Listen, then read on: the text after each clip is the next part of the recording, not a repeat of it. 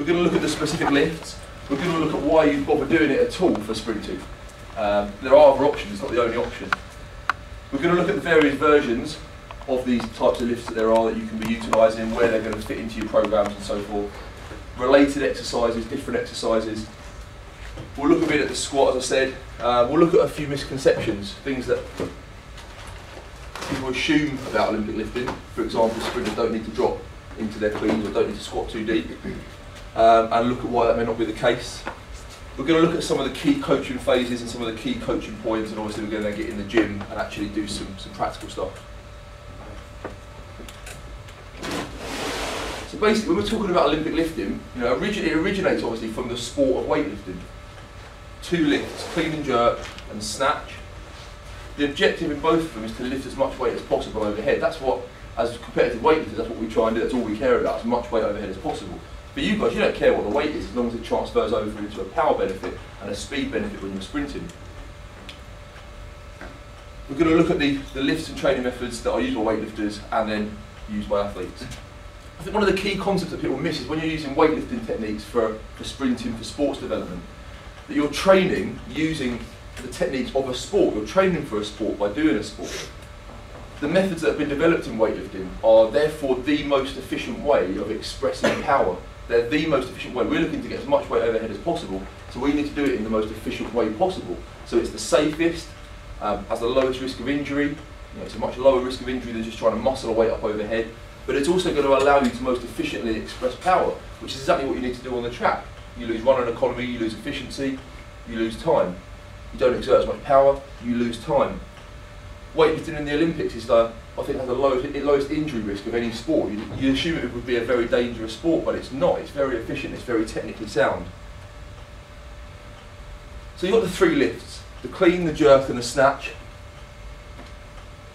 Let's do a quick video of the clean so we know what we're talking about. This is a full clean. This is your ideal, this is what you're looking to achieve really, in an ideal world.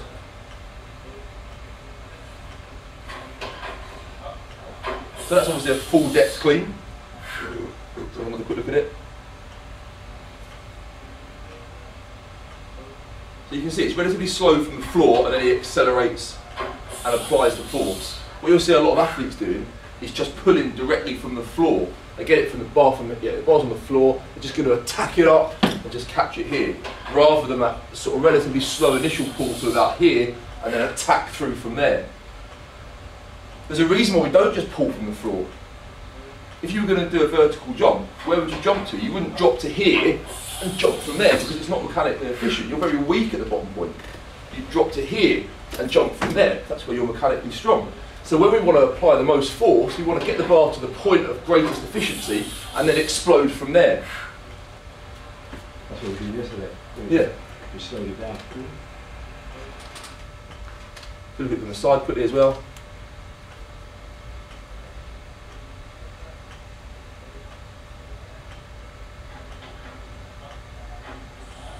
So you look at how quickly he's getting force on.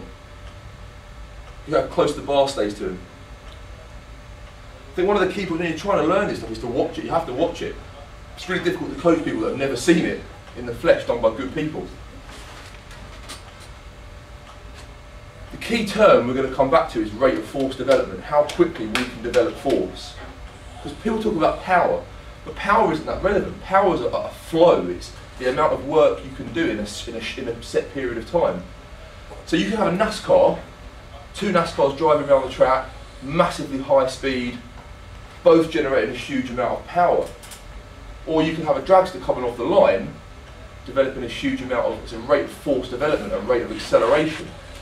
We care about rate of force development. We don't really care about pure long-term end power. Then we've got our snatch. Tends to be less weight on the bar, tends to be a quicker lift, a more explosive lift. Ooh. We're going to come back to why are we snatch instead of clean? Why are we going to clean instead of snatch? What's the relevance? What do you think is better? It's different. We'll come back to that in a sec. Less weight, a quicker movement. More explosive in a sense. Well, not more explosive, but just definitely quicker. Once again, look at how close the bar stays. Thinking if he had less weight on the bar, how deep would he need to drop? Less deep. If he had more weight on the bar, how quickly would he pull it? More quickly. So we're starting to get our head around why we might use different lifts at different times, different depths of drop and so forth. And then the jerk, which doesn't tend to get used a huge amount by sprinters, doesn't get used a huge amount by sprinters, but actually is quite a useful exercise.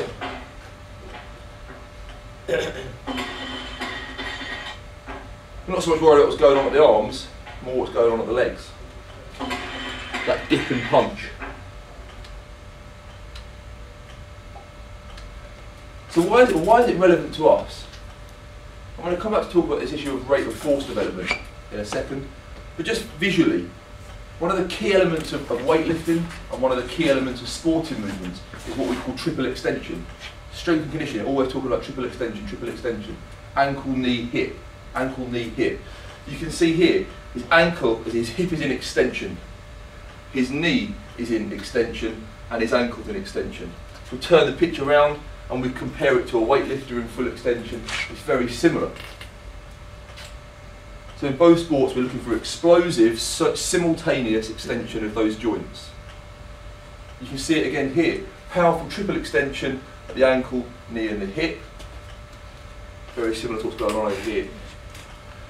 One of the other key points to bear in mind, we're going to come back to this in a second, is that that instant extension, or that rapid extension in sprinting is immediately followed by a rapid triple flexion. So we flex at the hip, we flex at the knee, we're going to flex at the ankle to come up into that dorsiflex position that we're looking for when we sprint. So ideally we want to form a training that gave us explosive, powerful triple extension into explosive, powerful triple flexion. Because I think that's one of the things that you see in sport at least. I'm not sure if it's the same in sprinting. But we really heavily train this explosion in this phase, but we don't really do a lot of work on that phase. Perhaps you guys do a lot more than athletes tend to do, but in sport we tend to see that area neglected. Just going back to the triple extension for a second, just some research that had been done. When they looked at the snatch as an exercise, the point from here to sort of here, they found that you had a certain degree of speed of extension at both of those two joints, at the knee and the hip. And then when they looked at sprinting, they found other numbers. The key was there was the ratio between extension here and extension here was basically identical between the snatch and between sprint and drive phase and sprinting. So basically what we're saying again is it's very, very relevant, it's very specific to what we do as sprinters. This is why we're going to use these kind of techniques. Also some more data, as I said, hip extension leads the knee extension. So you extend here slightly earlier than you extend here generally in sprinting and in weightlifting. So once again it's relevant, it's specific. This is the kind of point where we're starting to really apply that force, really apply that explosion, and we can see it relates quite well to jumping as well. So if there's, those of you in the room that are jumpers as well, long jumpers and so forth, high jumpers, there's definitely relevance there in terms of jumping as well. I mean, there's people talk about weightlifting as weight jumping, because it very much is jumping with weight in the hands. And a bit more triple extension. You can see triple extension through here, in jumping, hip, knee, ankle. Very much here, hip, knee, ankle, very obvious, once again, relative to lifting. And I've spoken about this triple extension into triple flexion. If we look at a sprint start, just thinking now about triple extension to triple flexion, watch his left leg, right leg, whatever, and see how this guy extends, flexes as he pulls away. So we extend, big drive, and then instant flexion of knees, hips and ankles.